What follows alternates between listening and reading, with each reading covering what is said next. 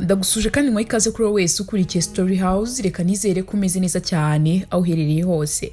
Reka nshimire wowe wakoze subscribe nawe utari wayikora. Reka nizere ko urasiga uyikoze kugira ngo tujye dukomeza kubana. Njye amazina yanjye ni Diane Mahirwe. Muri aka kanya nshaka ko turebera hamwe ibintu bigera ku 10 watangira gukora ubu niba ushaka kuzaba umukire. Burya gutera imbere buke buke ukaba uzagira ku bukire ntago ari ibintu byizana. Ababashije kuri gati faranga no kugera ku bukire hari byinshi usanga bahuriyeho. Aha twagerageje ngiye kukubwira ibintu bigera ku 10 ugomba kwitaho kuri ubu niba ushaka kuzaba umukire.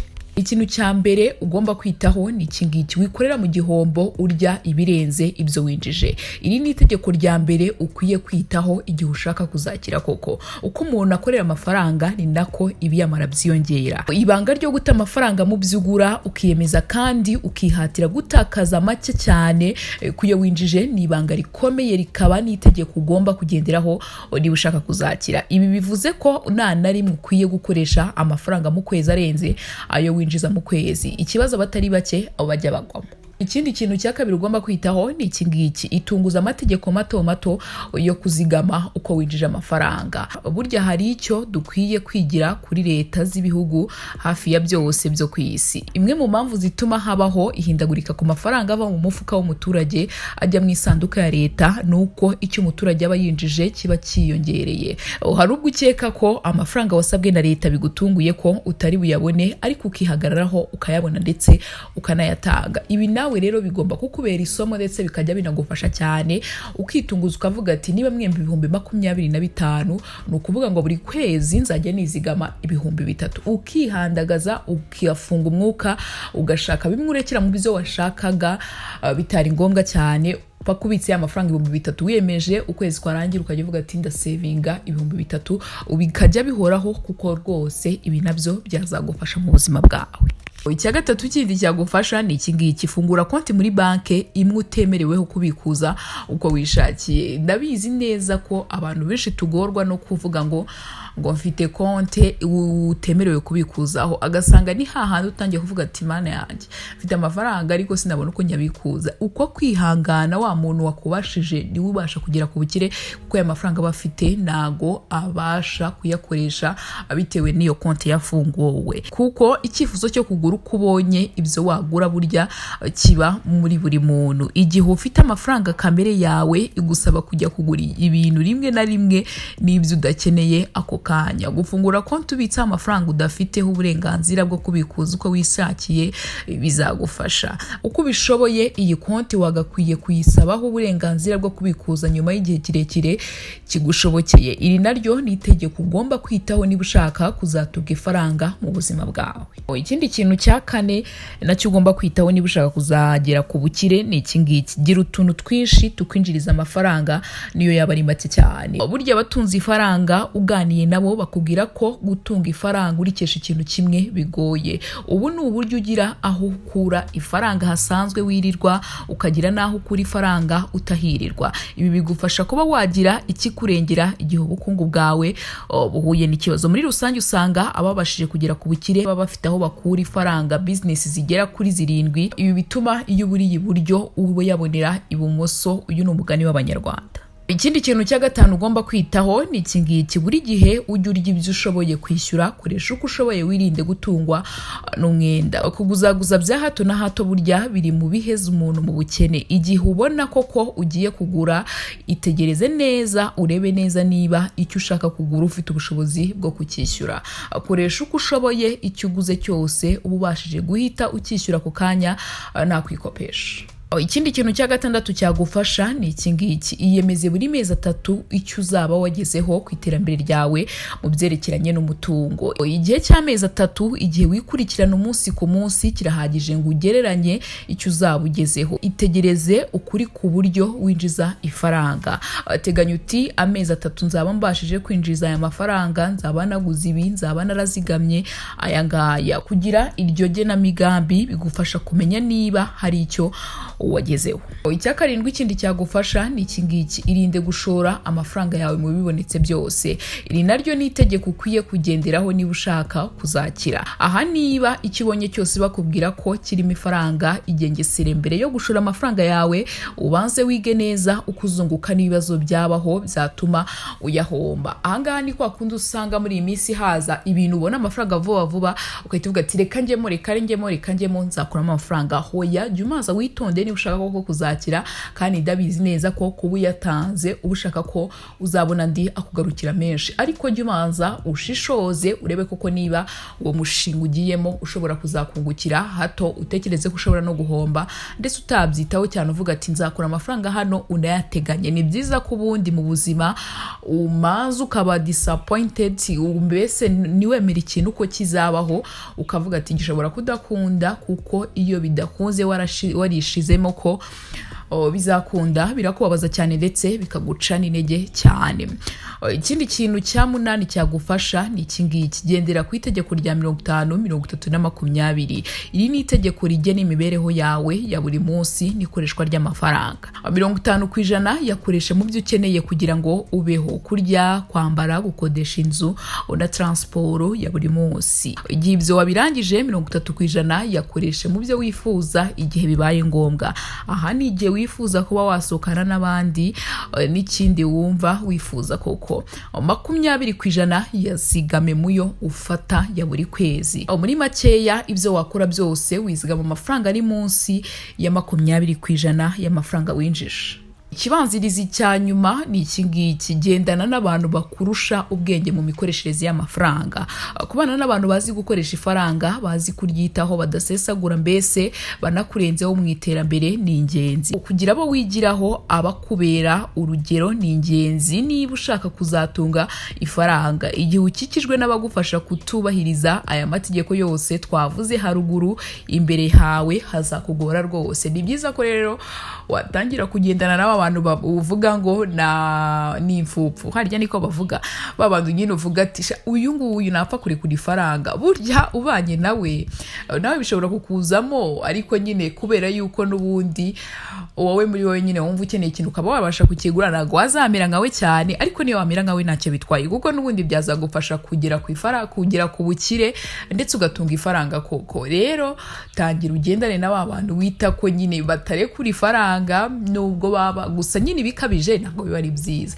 Gusa byaba byiza nyine utangiye kugenda wa muntu uvuga ati aha hantu rwose naba nipashije muremure pe, ati reka tujye hariya hamake. Ibyo ngibyo rero bizagufasha nyine nawe kugira ngo uzagere ku bukire. Icya 10 kindi ni iki ngiki: isuzume ibyo wagezeho buri mwaka, wiha intego z'ibyo uzaba wagezeho mu mpera z'umwaka. Niba uyu munsi ari bwo umenya ibi, hera ubu wisuzume kuva wavuka kugeza ubu ni irihe tegeko wubahirije muri aya. Igenamigambi ry'icyo uzaba ugezeho mu mwaka uhereye nonaha, kandi itariki uzajye ukomeza uyibuke uyihereho igihe uri kwisuzuma. Nyuma y'umwaka uhereye igihe ufatiye icyemezo, uzicare hasi urebe icyo wagezeho muri uyu mwaka, uzaba umaze kugendera kuri aya mategeko. Ikindi kandi niba ushaka kuzaba umuherwe, hagarika iyi myumvire. Kuri iyi si abantu benshi baba bashaka gukira, kubaho neza, kugera ku ndoto zabo ndetse no kubaho mu buzima butagoye cyane ngo bandavure. Gusa hari imwe mu myumvire ikoma mu nkokora ibi byifuzo byabo, maze benshi bagasazira mu bukene bwa karande kubera sinamenye. Dore imyumvire urubuga rwa bankrate.com rugaragaza imyumvire ugomba kwivanamo niba ushaka kuzaba umuherwe. Imyumvire ya mbere ugomba kwivanamo ni iyi ngiyi. Ya myumvire igira iti: ningira amafaranga menshi inshuti zanjye zizanyanga. Reka da, uribeshya cyane rwose. Nugira amafaranga uzabaho neza, kandi n'inshuti zawe uzazitwaraho neza, kuko utazaziteza umuzigo, ahubwo zizakwisunga ngo uzisogongeze ku nzira y'ubukire. Indi myumvire ugomba kwikuramo nyaboneka niba ushaka kuzaba umukire rwose ni iyi ngiyi: ntabwo nkwiye andi mafaranga menshi cyangwa se ibyishimo birenzaho. Iyi myumvire yakudindiza ugahinduka nk'umwana udakura, uguma huri imyaka igashira n'indi igataha. Niba ugeze ku kintu, haranira kugera ku kisumbuyeho. Nuguma rwose ahangaha ati udufaranga mfite turamagije, pfa kuba mbona tike nkabasha kurya icyo nyene, ukaba ufite inzu, rwose rizakudindiza babandi bose mwatangiranye mwabonaga muri kuri bimwe ubone baragusize kubera kwa kwivugira ngo ngende ishimye meze neza. Oya rwose bihagarike, utangire ukore ugere kuri byinshi ndetse nawe bizagushimisha rega. Indi myumvire ugomba kwikuramo ni iyi ngiyi. Ba bantu batekereza ngo byagenda bitembaye umukire nyuma ngahomba nabansebye. Mu buzima kugira ngo ugere ku cyo ushaka bisaba kwiyemeza gufata inshingano kandi ukemera guhangana n'ingaruka izarizo zose. Mu gihe ugitinya ntacyo wageraho. Irinde kwibaza ibibazo nk'ibi ngo byagenda bitemombye abantu bajya banekerezaho iki. Irinde rwose gutekereza ibintu ati mombye se mana yanjye gasubira hasi. Oya, kora ukore rwose kandi rego unahombye nawe bitabaho. Hari umuntu utahomba. Kora rwose ushyire umutima hamwe ukore wikuremo imyumvire wikorere kuki se wundi bawumva wahomba. Naga ari byiza guhora utekereza ibintu bibi rwose. Mujye munatekereza ibintu byiza, witekererezeho ibintu byiza, mbese umva urote wabaye umukire rwose uri mu nzu y'ibyumba 100 ubirote kandi unabikore. Ugerageze nyine ukore n'imbaraga zawe zose kandi n'ukuri nago wazahomba mu gihe ukora nyine ibyo watekereje nkuko nabikubwiye ukamaza nyine ugatekereza ibyo ugiye gushiramo amafaranga nago wazahomba. Kimwe nkuko nyine ushobora guhomba bibaho kandi wa wundi uguseka ni wa wundi utazi uko gukora business bimera. Gukora business bisaba kukumaza ugatekereza ati nshobora guhomba cyangwa nkunguka. Ibi bintu rero bitekereza kandi ugakora utekereza yuko uzunguka. Niyo wahomba uzongera ugahaguruka ugakora rwose wazaba umuherwe bidasubirwaho. Indi myumvire ugomba kwikuramo ni ngiyi ninya guhakanirwa. Aha niho usanga abantu batinya gutangiza ibikorwa runaka bibabyarira inyungu. Akenshi baba bibazwa bati ese byagenda bite abantu badakunze ibikorwa cyangwa se ibicuruzwa byanjye. Oya rwose witekereza utyo, banza urebe ko ikintu gikenewe ku isoko ubundi wiyemeze ugikore kandi rigana ukundwa na bose. Ikindi niba ugifite rwose iyi myumvire yo kuvuga uti abakire bariyemera bavunisha abandi barikunda kandi ngenda umuntu mwiza, niba ari gutya wibwira rwose uzapfa udakize kuko abakire nibikunda ahubwo ibyo bakora no kurinda ubutunzi bwabo. Nugatekereze ko umukire yatagaguza ubutunzi bwe ngo umukunde mu mushime ko ari umuntu mwiza. Oya, ntiyabikora kuko wabwaramuvunnye kubugeraho. Ibyo mubona umukire abakora mukabyita ubwirasi no kuvunisha abandi ni imisigi yo kurinda ubutunzi bwe ngo budahungabana. Aha rero rwose nawe niba wari ugitekereza gutya nizere ko urahita ubihagarika. Ikindi kintu kindi ugomba kwikuramo wowe rwose niba ushaka kuzaba umuherwe nyaboneka ni iki ngiki. Amafaranga niyo nkomoko y'ibi byose. Ibi si byo nugatekereza utya wowe shaka amafaranga uyakoresha ibyiza ushaka kandi wirinde gusazwa nayo ngo abari yagukoresha. Indi myumvire ugomba kwikuramo niba ushaka rwose kuzaba umuherwe ni ya myumvire ivuga ati kugira ngo mbe umukire bizansaba gukora cyane ku buryo nazabona umwanya wo kwishimishamo none kuki nakwirushya. Iyi myumvire niyo ituma abantu baba ku isi bakayivaho ntacyo basize ndetse nabo basize bakabaraga ubukene bw'urudaca. Ubundi abakire bakorera amafaranga menshi ku buryo ubutunzi bwabo bwambukiranya ibinyejana bugakurikiranya hagati y'ibisekuru n'ibisekuriza bibakomokaho. Irinde rwose imyumvire nk'iyi ngo ningira amafaranga menshi sinzabasha kumenya niba abantu bankunda kubera nge cyangwa bakunze amafaranga yanjye. Amafaranga ntiyagura ibyishimo, amafaranga ntiyagura urukundo. Ntago bikwiye ko bamwe bagira byinshi hari n'ababibuze. Rero nunabibura uzihangane nyine kandi koko ntago wapfa kubimenya niba waguriye amafaranga cyangwa urukundo nyine rubazanye, ariko nanone uzabibona kandi rega niba baguriye amafaranga guha n'urukundo birahagije rwose. Iyi ni imwe rero mu mitekerereze abantu benshi bishyizemo kugeza ubwo ibaye imyizerere yabo. Mu miterere ya muntu ahora yifuza kuva ku mubabaro ajya mu munezero. Abantu benshi bamaze kwiyumvisha ko gukira biza n'umubabaro mwinshi kuruta gukena, nyamara baribeshya nuko batarakira ngo bumve ubwiza bwabyo n'ibyishimo bitaga. Muzabe abagishaka inzira y'ubukire ahubwo muzabe abakire. Gukira bisaba ko utekereza nk'umukire mbere yuko ukira.